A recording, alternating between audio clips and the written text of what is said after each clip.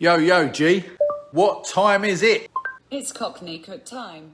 Maybe it's because I'm a Londoner that I love London so have banana. Maybe it's because I'm a Londoner that I think of her wherever I go. Hello, you lovely people. Welcome back on a wonderful Wednesday, as normal. Feels like forever, I ain't seen you. Where you all been? Hope you're all keeping well. Before we start, let's get this bit out of the way. Hit the old like button, ring the bell, comment, subscribe. Do you know the drill? I think I needed another phone because I needed to show you. When you hold your phone like this, you can't see the buttons. Turn it that way and then you'll see the thumbs. Just imagine the phones there, right? You see the buttons and the phone and the thumbs. Hit the one that's like that, okay? Any of my old subscribers, thank you for coming back, appreciate it. Any new subscribers, welcome. Hit the little bell, and when it comes up, hit all notifications. That way you know when we upload new videos. Anyway, without further ado, what we are doing today is we are doing some shortbread chocolate coated cookies. I'm doing this recipe, it's a FlavCity, Bobby Parish. Him, Desi and old Roasty, they done a video on it the other day. They look so good, I thought I'd give it a try. The only one thing that I'm doing slightly different to what they're doing is on their one, they've done the cookie and then half of it they dipped in like a milk chocolate or a semi-sweet chocolate. I'm going to do half semi-sweet or half milk chocolate, and then I'm going to do the other half in white chocolate. So I'm just going to jazz it up a bit. Going to get over and see all the ingredients, but as regards to measurements, etc., I'm going to put a link down below for Bobby's website, so you can go over there. You can also watch his video, and you can watch little Roasty eating the cookies before they're even made, and you can get all the measurements and everything else you need. So without further ado, let's have a look, see what we're putting in it. Almond flour, tapioca starch or arrowroot starch, a pinch of salt, keto friendly maple syrup, ghee or butter, whichever you have, vanilla, semi-sweet chocolate chips, white chocolate chips. Okey pokey, as normal. Right, your almond flour, make sure you sieve it. As you can see, look, it's already clumpy. I've not long got mine out of the freezer. I normally keep mine in the freezer, keep it good. In with your arrowroot and a couple of pinches of salt. This is all our dry ingredients. Let's get these sieved in here. See, this is why you sieve it. See, look, you don't want bits like that in your cookies. It does ask to use a blanched almond flour as well, which is like a little bit finer and blanched because it's got no skins. So, okay, now you've got these all together. Let's add in a softened butter or melted butter and maple syrup, which I must say smells absolutely spanking gorgeous, and our vanilla. And it says to mix all this with a fork. Why a fork? I don't know. What do you reckon, camera lady? Why a fork? It's easier with a fork and stick to the spoon.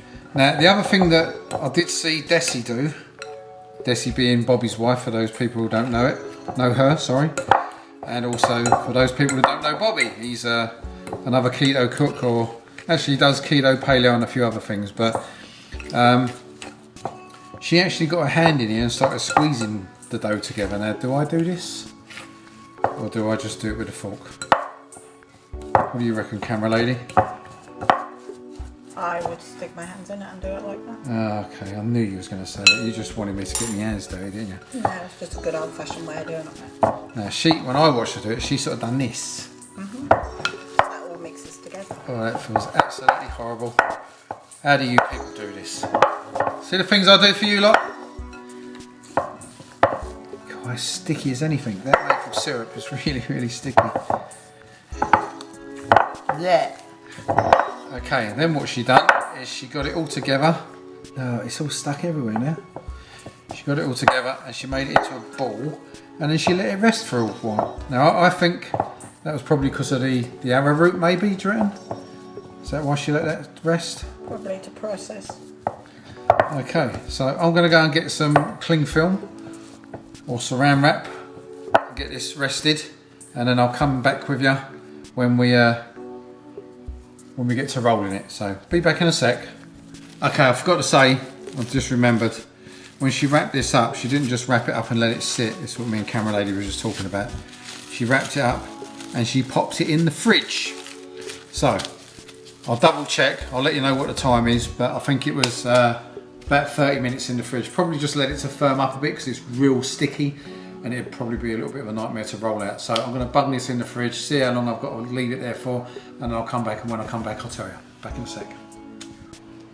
Okay, our shortbread has been chilling in the fridge for about 30 minutes, which is better now. It's not as sticky, so that's, boom, there you go. Bit of parchment paper, another bit of parchment paper, and let's get rolling. Get out my baby rolling pin. So I have to, like this, because I'm sliding about a bit. You want to roll this out to about a quarter of an inch. And then we get our cookie cutters and start cutting some. Oh, by the way, the stove is preheating.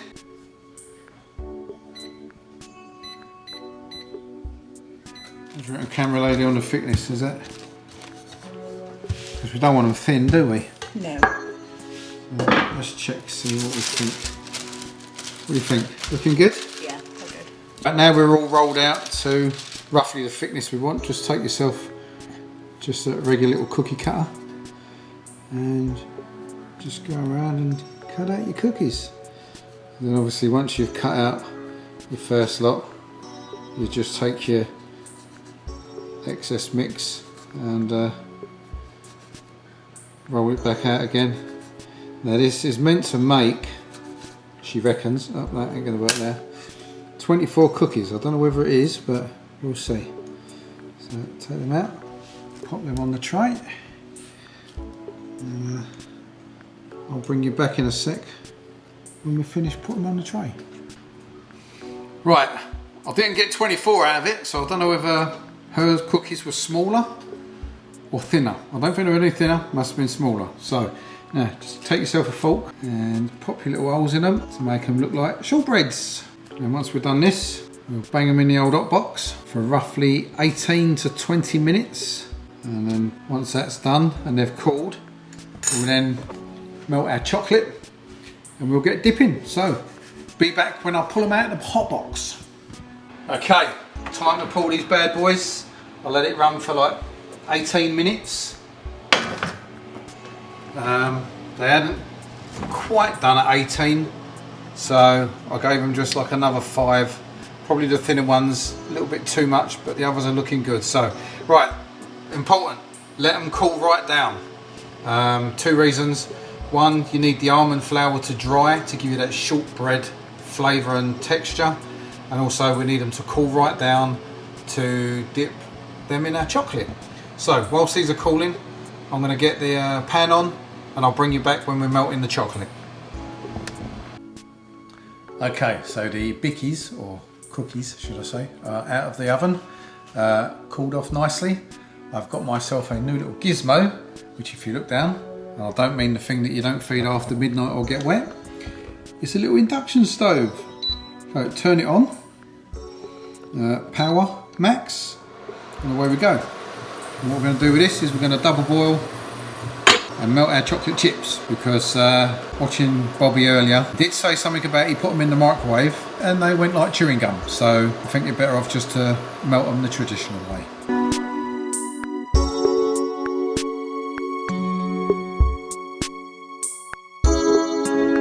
Okay, we're all nice and melted, as you can see. Time to get dipping. Ugh. Wish me luck.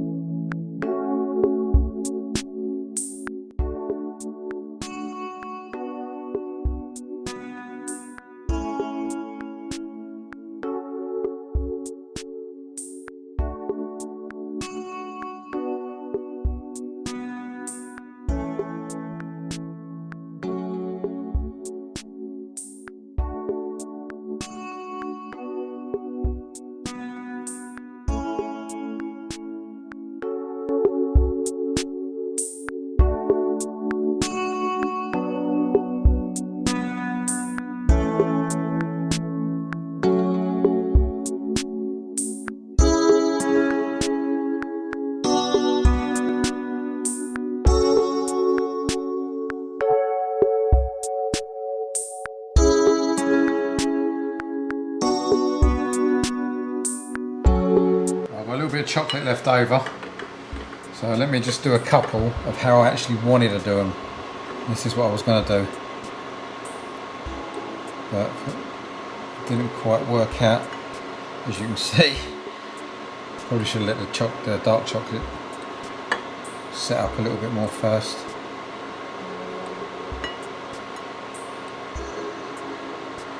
So now we've got yin and yang cookies.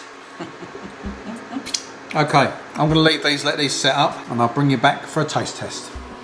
Go and wash my fingers.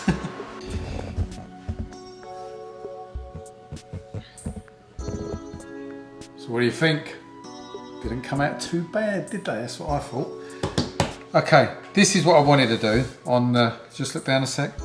I wanted to do them all like this, but I don't think we would have had enough chocolate anyway, but camera lady said she thought it would be better if we done half and half, so we done half and half. I don't know if maybe next time we try it, camera lady suggested maybe put like a little bit of butter in the chocolate, might make it a little bit smoother.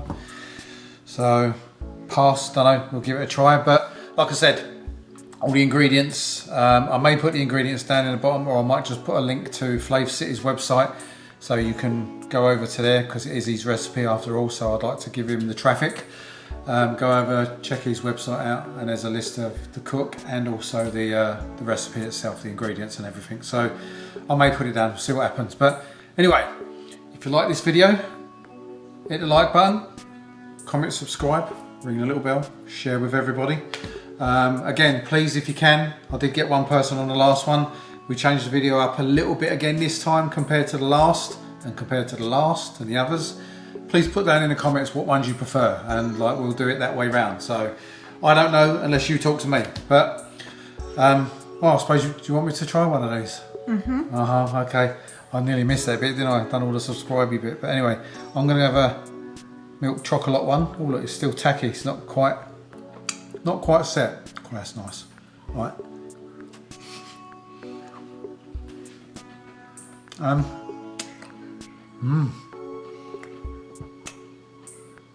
They're crunchy. One hand, camera lady. What hand? There you go.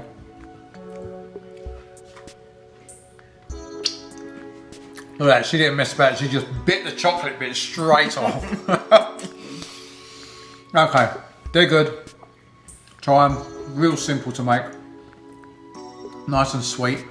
That maple syrup, it's unbelievable. Got to get yourself some of that. And the smell when they were cooking was amazing. So, anyway, enough rabbit. Gonna let you crack on.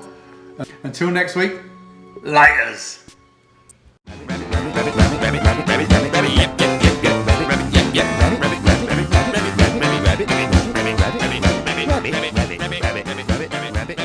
Rabbit.